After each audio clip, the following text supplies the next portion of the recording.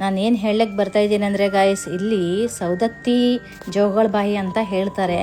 ಆದರೆ ಈ ಸೌದತ್ತಿ ಜೋಗಳಬಾಯಿಯಲ್ಲಿ ಎಷ್ಟು ಗಲೀಜು ಮಾಡಿ ಇಟ್ಟಿದ್ದಾರಂದರೆ ನನ್ನ ಕಣ್ಣಿನ ನೋಡ್ಲಿಕ್ಕೆ ಆಗ್ತಾ ಇಲ್ಲ.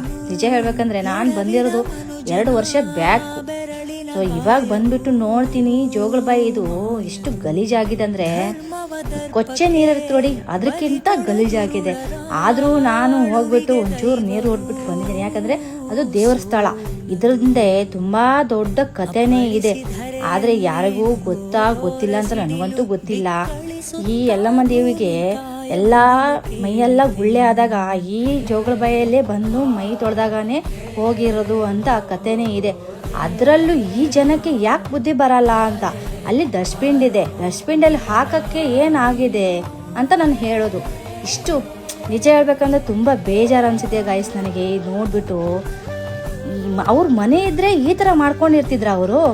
ಆ ದೇವ್ರ ಫೋಟೋ ನೋಡಿ, ಒಂದೊಂದು ದೇವ್ರ ಫೋಟೋ ನೋಡಿದ್ರೆ ಆ ಮನೆ ಅವ್ರ ಮನೆ ಒಳಗಿದ್ರೆ ಮಾತ್ರ ದೇವ್ರ ಫೋಟೋ, ಆದರೆ ಬೀದಿ ಮೇಲೆ ಬಂದರೆ ದೇವ್ರ ಫೋಟೋ ಬೆಲೆನೇ ಇಲ್ವಾ? ಹಾಗಾದ್ರೆ ನಾನು ಹೇಳೋದು ಅಷ್ಟೇ ಗಾಯ್ಸ್, ಆದಷ್ಟು ಈ ವಿಡಿಯೋನ ಎಲ್ಲರಿಗೂ ಶೇರ್ ಮಾಡಿ ಅಂತ ನಿಮ್ಮ ಹತ್ರ ರಿಕ್ವೆಸ್ಟ್ ಮಾಡ್ಕೊಳ್ತಿದ್ದೀನಿ ದಯವಿಟ್ಟು. ಯಾಕಂದರೆ ಇದು ಎಷ್ಟು ಕ್ಲೀನ್ ಆಗಬೇಕು ಅಂತ. ಆ ನೀರನ್ನು ನೋಡಿದ್ರೆ ನಿಜಕ್ಕೆ ಹೇಳ್ಬೇಕಂದ್ರೆ ನನಗೆ ಮನಸ್ಸಿಗೆ ಇವತ್ತುವರೆಗೂ ನನಗೆ ಮನಸ್ಸಿಗೆ ತುಂಬ ಕೊರಿತಾ ಇದೆ. ಆ ನೀರು ನೋಡ್ಬಿಟ್ಟು ತುಂಬ ಬೇಜಾರಾಗದೆ.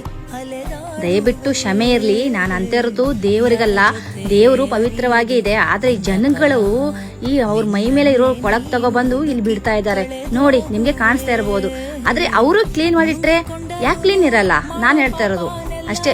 ಎಲ್ಲದಕ್ಕೂ ದಯವಿಟ್ಟು ಕ್ಷಮೆ ಇರಲಿ. ನೀರಿಗೆ ನಾನು ಹೇಳ್ತಾ ಇಲ್ಲ, ಆ ದೇವ್ರ ಸ್ಥಳ. ನಾನು ಹೇಳಿದಕ್ಕೆ ತಪ್ಪು. ಅದನ್ನ ದುರುಪಯೋಗ ಪಡಿಸ್ಕೋಬಾರ್ದು. ನಮ್ಮ ಬಟ್ಟೆಗಳು ಏನೇನೈತೆ ನಮ್ ಕೆಲಸ ಮುಗಿದ ಮೇಲೆ ಒಂದ್ ಕಡೆ ಒಂದ್ ಡಬ್ಬಕ್ ಹಾಕ್ಬೇಕು. ಡಬ್ಬ ಇಲ್ದ ಹೋದ್ರೆ ಯಾವ್ದಾರ ಒಂದ್ ಜಾಗಕ್ಕೆ ಹಾಕಿದ್ರೆ ನಮ್ ಬರೋರ್ಗೆ ಹೋದವ್ರಿಗೆ ಎಲ್ಲರಿಗೂ ಇದಾಗುತ್ತೆ, ಖುಷಿ ಆಗುತ್ತೆ. ಮತ್ತೆ ಸ್ವಚ್ಛತೆ ಕಾಪಾಡ್ಬೇಕು. ಸ್ವಚ್ಛತೆಗಿಂತ ಏನಿಲ್ಲ, ದೇವ್ರು ಇರ್ಬೇಕು, ಮನುಷ್ಯನು ಸ್ವಚ್ಛತೆಯನ್ನು ಕಾಪಾಡ್ಬೇಕು ಅಂತ ನಾವ್ ಇದ್ ಮಾಡ್ತೀವಿ. ನಾವು ಈ ರೀತಿ ಎಲ್ಲೂ ಬಟ್ಟೆ ಬಿಡೋದಾಗಿ ಏನ್ ಮಾಡೋದಾಗಿ ಯಾವತ್ತೂ ಮಾಡಬಾರ್ದು. ಈ ತರ ಜಾಗ ಮಾಡಿದ್ರು ಜನ ಬರೋದು ಹೇಗೆ ಅಂತ. ಹೌದು, ಈಗ ಕೊಳದ ಬಗ್ಗೆ ಬಹಳ ವಿಶೇಷತೆ ಐತೆ, ಒಂದ್ ಇದೈತೆ. ಅದನ್ನ ಜನಗಳು ನಾವೇ ಇನ್ನೊಬ್ರು ತಿದ್ಬಿಟ್ಟು ಹೇಳರೆ ನಾವ್ ಇಂಥ ಕೆಲಸ ಮಾಡಿದ್ರೆ